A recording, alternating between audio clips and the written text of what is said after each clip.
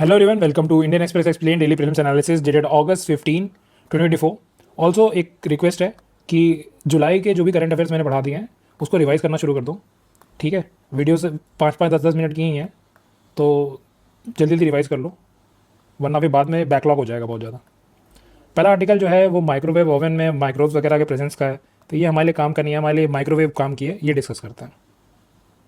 तो electromagnetic spectrum को समझने से पहले समझते हैं इलेक्ट्रोमैग्नेटिक वेव्स क्या होती हैं। Electromagnetic waves basically form of energy हैं। ठीक है, कुछ चार्ज पार्टिकल की वगैरह ऑसिलेशन वगैरह से ये एनर्जी प्रोड्यूस होती है।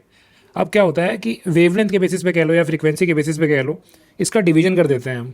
ठीक है, इसी डिवीजन को बोलते हैं इलेक्ट्रोमैग्नेटिक स्पेक्ट्रम। अब याद कैसे करना है, देखो हमेशा याद रख लो कि गामा रेज, मतलब सुना होगा कि कहीं से गामा रेज निकल रही, तो एक दिमाग में बनती है पिक्चर की एनर्जी बहुत हाई होगी इसकी, तो इसकी एनर्जी हाई।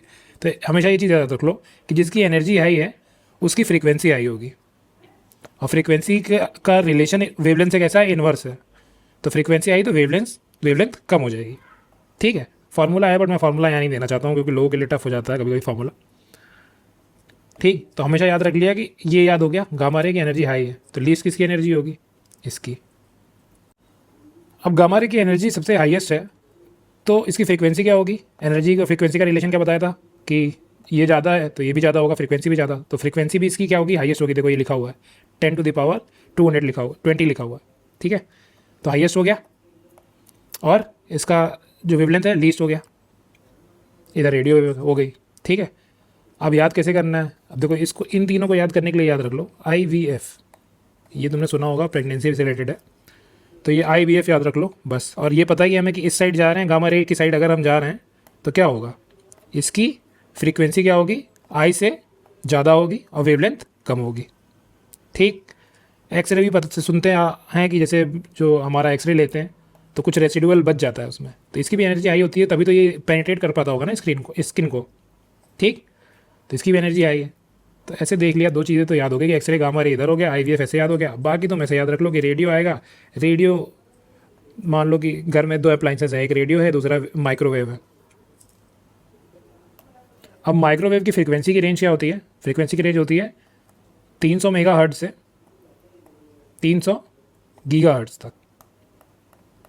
ठीक, अब देखो वेवलेंथ मैंने क्या बताया था, जिसकी ज़्यादा हायर फ्रीक्वेंसी होगी, जैसे ये गीगाहर्ट्ज ज़्यादा हायर फ्रीक्वेंसी है तो इसकी वेवलेंथ कम होगी, तो रेंज वेवलेंथ की कैसे होगी, इसकी होगी 0.1 सेंटीमीटर, और 300 मेगाहर्ट्ज वाले की वेवलेंथ क्या होगी, ज़्यादा होगी, तो कितनी होगी, 100 सेंटीमीटर।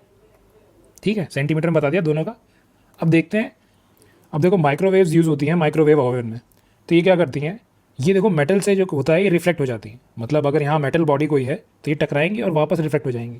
तो इसीलिए हम क्या यूज़ करते हैं माइक्रोवेव ओवन में, प्लास्टिक का यूज़ करेंगे या ग्लास का यूज़ करेंगे। ठीक है, क्योंकि ये उससे निकल जाती हैं, रिफ्लेक्ट नहीं होती हैं, उसके अंदर पास हो जाती हैं। और खाने के अंदर जो वाटर मॉलिक्यूल्स होते हैं ना, वो क्या करते हैं, इनको एब्जॉर्ब कर लेते हैं। अब देखो वाटर मॉलिक्यूल अगर ऐसे ऐसे हैं, क्या होगा, ये एब्जॉर्ब करेंगे और ये वाइब्रेट करना शुरू करेंगे, तो वाइब्रेशन से क्या होता है, हीट प्रोड्यूस होती है, उसकी वजह से खाना कुक हो जाता है। ठीक है, तो ये प्रिंसिपल है हमारा माइक्रोवेव ओवन का। उसका अंदर एक डिवाइस होता है जो माइक्रोवेव्स बनाता है, बस इतना ही काम का था। नेक्स्ट चलते हैं।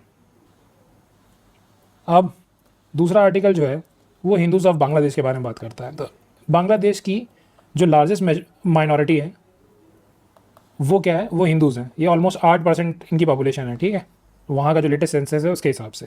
अब हो क्या रहा है कि यहाँ पे इनके अगेंस्ट वायलेंस बहुत हो रहा है जब से गवर्नमेंट चेंज हुई है। ठीक है, शेख हसीना जो है, शेख हसीना को जब से निकाल दिया गया है वहाँ से, तब से वहाँ पे वायलेंस जो है हिंदूज़ के अगेंस्ट बढ़ गया है। तो ये चीज़ दी हुई है, बट हमारे लिए काम का नहीं है। ठीक है, मे बी हम मेंस में इसे यूज़ कर सकते हैं कि कैसे जो सिटीजनशिप अमेंडमेंट एक्ट है वो हेल्प करेगा। ठीक है, इस केस में। बाकी इसमें कुछ आर्टिकल में कुछ काम का नहीं था हमारे लिए प्रीलिम्स के पर्सपेक्टिव से। इवन देखो ये मैंने बताया था कि मैं ड्राफ्ट बिल क्यों नहीं डिस्कस करता हूँ। देखो ब्रॉडकास्ट बिल को क्या कर दिया गया, शेल्फ कर दिया गया, तो पढ़ा हुआ तो बेकार हो जाता। बाकी IPC का 377 आर्टिकल, ये भी मेरे लिए कुछ, ये भी कुछ काम का नहीं है। ठीक है, तो that's it for today, thank you. हाँ, one more thing, please leave your feedback.